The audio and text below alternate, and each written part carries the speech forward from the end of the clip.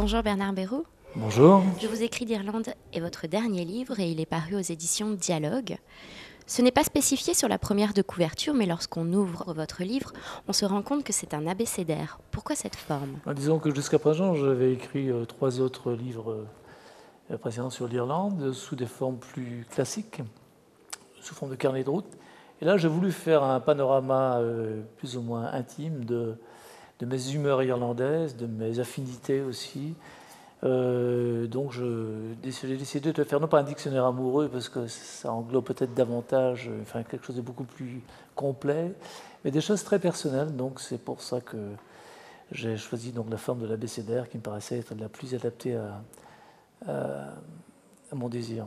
Volontairement, vous allez à l'encontre des idées reçues sur l'Irlande et c'est d'ailleurs un de vos leitmotivs, combattre le cliché. Comment vous y êtes-vous pris? Disons que bon, l'Irlande, dans l'imaginaire collectif en France, et c'est d'ailleurs vrai, hein, ça se résume souvent à la chanson de Sardou, le lac du Connemara, le taxi mauve avec les superbes images du film, les petits murs, etc. Bon, bien sûr, l'Irlande, c'est ça, mais ça n'est pas que ça. Quand on connaît bien l'Irlande, on s'aperçoit que ce pays est extrêmement varié dans sa forme. Par exemple, l'Irlande passe aussi pour être très proche de la Bretagne, ce qui est absolument faux. L'Irlande, hormis quelques paysages bocagés du côté de Cork, l'Irlande est très différente de la Bretagne, de par sa forme, donc je le disais, parce qu'il y a des sommets qui font 1000 mètres de hauteur. Il y a un aspect très, très identitaire à l'Irlande qui sont les tourbières. Un cinquième du pays en est couvert. Et ça, c'est quelque chose. Hein, c'est une valeur plus que d'ailleurs réelle, c'est une valeur symbolique pour les Irlandais. Il y a aussi donc un relief qu'on appelle karstique en géographie, ce qu'on appelle les burennes, qui couvrent presque la totalité du Finistère, qui est une espèce de cosme méjean à la puissance 10. Il y a des montagnes, il y a des lacs, il y a des fjords. Donc ce pays est finalement assez plus proche peut-être des pays nordiques, de la Scandinavie souvent, ou du Canada, qui ne l'est de la Bretagne. L'Irlande, vous la pratiquez à pied, la marche semble être un symbole de liberté. Que faites-vous lorsque vous marchez dans le Buren, dans le Lowthree ou le Connemara?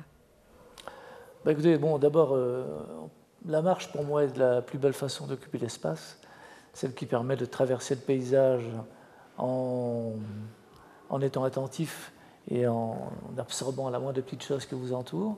Et en plus, les écrivains le connaissent bien, la marche est favorable comment dirais-je, au cerveau, parce que ça stimule un petit peu tous les petites choses qui se passent dans notre tête, et donc c'est intéressant pour la création artistique.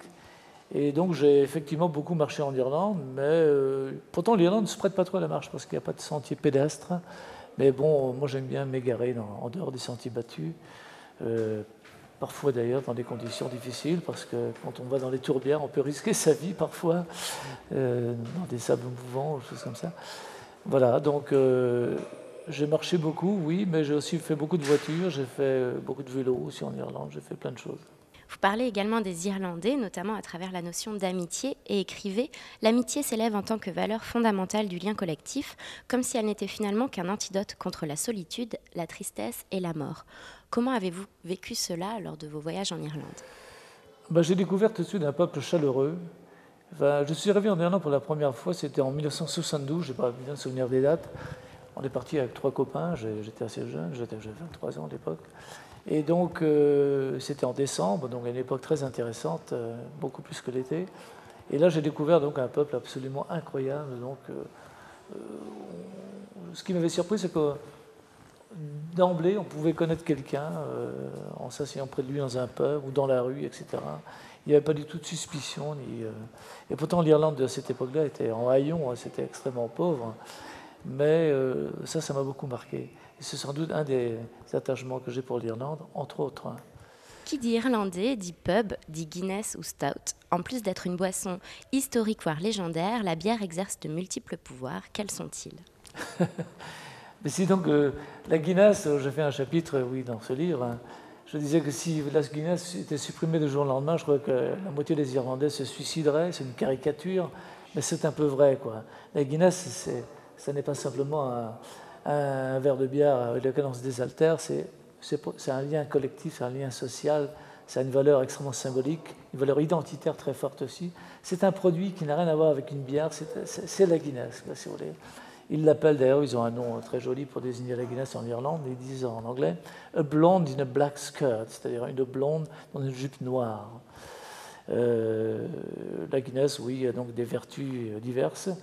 Il paraît même qu'elle est aphrodisiaque, je pense que c'est vrai. Et donc la Guinness fait partie également donc, des attachements et des raisons d'aller en Irlande, avec d'autres raisons.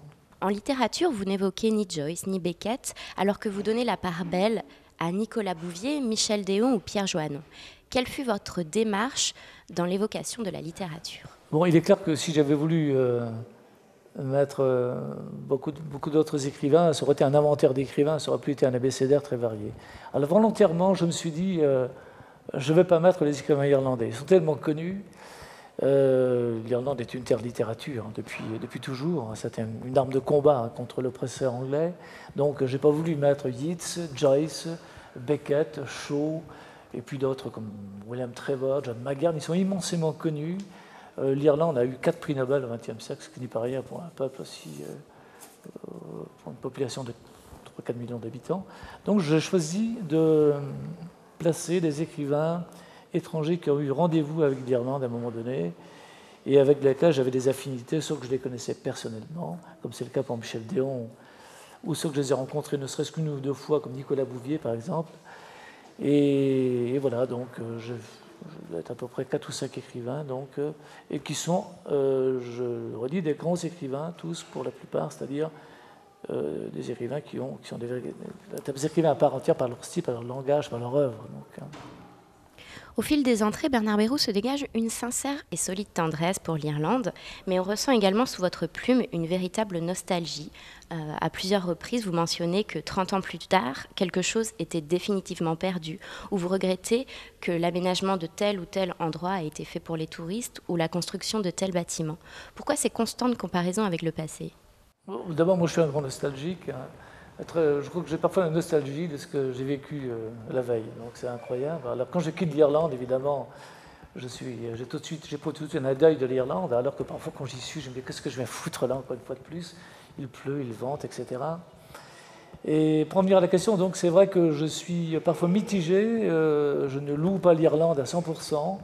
Il y a souvent des choses qui n'ont pas été très bien faites, notamment depuis ce qu'on appelait le tigre celtique, c'est-à-dire cette époque florissante du boom économique irlandais entre 1996 et 2007, où les Irlandais, emportés par un torrent de prospérité, ont littéralement massacré parfois leurs paysages, notamment leurs côtes, par des constructions qui ont poussé comme des champignons. Alors il faut dire qu'ils n'étaient pas préparés, il n'y avait pas de loi littorale en Irlande, par exemple, il n'y a pas de loi Natura 2000, donc par endroits, il y a des endroits où je ne vais plus parce que c'est vraiment horrible. Mais par contre, donc, il reste encore dans ce pays, dès qu'on quitte les grandes routes, dès qu'on quitte les sentiers battus, toute une arborescence de petites routes, de petits chemins. Et les gens qui vont en Irlande, je les invite à y aller, à se perdre. Donc, on retrouve encore une Irlande qui est complètement, donc, qui n'a presque pas changé depuis une centaine d'années.